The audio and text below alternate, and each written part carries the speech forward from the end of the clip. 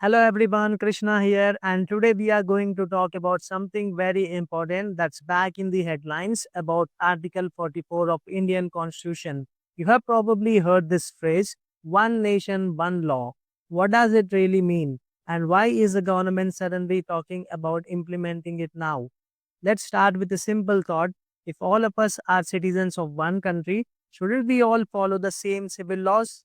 And right now, that's not how it works. Things like marriage, divorce, or inheritance depends on your religion.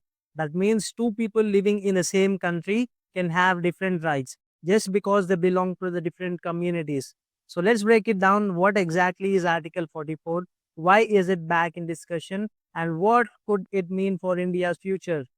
Before discussing about Article 44, let's talk about a small case which is connected with Article 44.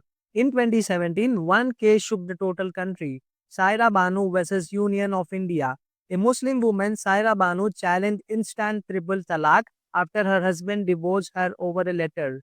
The Supreme Court called it unconstitutional, saying even faith cannot deny a woman her dignity. And that judgment reignited India's demand for equal civil rights and brought Article 44 back into conversation. Because of one woman has to fight in the Supreme Court just to get equality, maybe the system itself needs a reset. Article 44 is part of directives principles of state policy, basically the section of the constitution that gives the government moral goals to work forward, even if they are not immediately enforceable by law.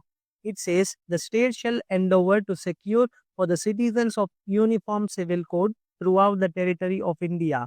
In simple words, it's about having one set of civil laws for everyone, regardless of religion.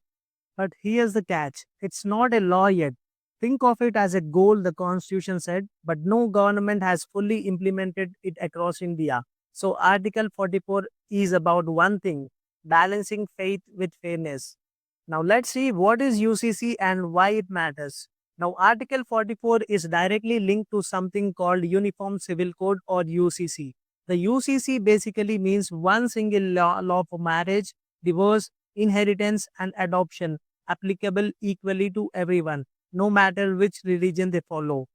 Sounds fair, right? But that's not how things are right now. Hindus, Muslims, Christians, and Parsis each has their own personal laws, mostly based on religious tradition rather than the constitution. And that's where inequality creeps in. For example, under Hindu law, a man can only have one wife, but under Muslim personal law, a man can have up to four. So, is that equality? After divorce, a Hindu woman can claim maintenance and property rights, but many Muslim women can't do that in the same way. Again, is that a equality? This isn't about attacking any religion, it's about fairness. Because in a democracy, your rights should come from the constitution, not from your religion. That's what the UCC stands for. Same law, same rights, same duties for every Indian. Why the government wants to implement it now? So why this government is suddenly pushing this now? Actually, the idea of UCC isn't new. It's been discussed for decades, but now India is changing. People are more aware about their rights, women are speaking up for equality, and citizens are asking, why do same laws still treat people differently? Government says the UCC will bring gender equality and national unity. This argument is simple. If criminal laws apply equally to everyone, why not civil laws too? And honestly, that makes sense. Some states are already trying it. Goa has a uniform civil code since independence and it works. Uttarakhand became the first state in independent India to pass a UCC bill in 2024. So the message is clear. India is testing the model in states before taking it national. Of course, there's a debate. Some say the timing is political, others think it could interfere with religious freedom. But at the heart of it, this is about equal rights, not religious control.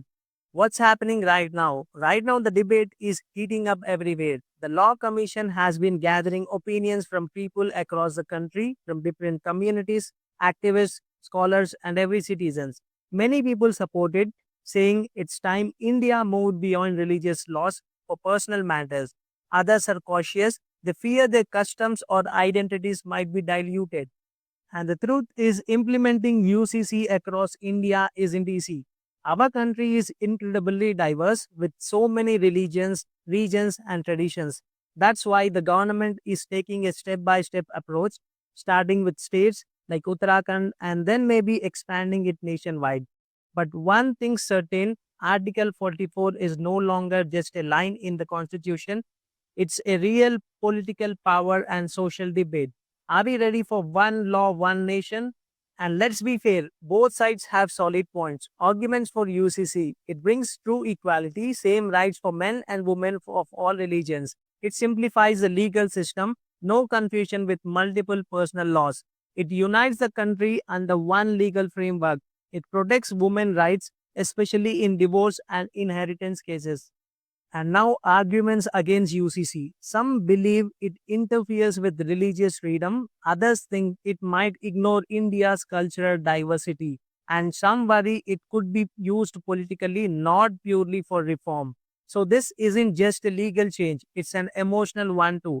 It's about finding a balance between faith and fairness, belief and equality. Is equality selective? Let's return to the main question. Is equality selective in India? If a Hindu, a Muslim, a Christian, and a Sikh are all Indians, shouldn't the law treat them all the same? The Uniform Civil Code doesn't mean removing their religion from life, it means removing inequality from law. It's not about uniform religion, it's about uniform rights because equality isn't truly equality if it depends on which god you pray. Goa has shown it works, Uttarakhand has taken the first step. Now the rest of India is watching and asking, if not now, then when? Thanks for watching. Tell me in the comments, do you think Article 44 and the UCC will bring real equality or India is not ready yet?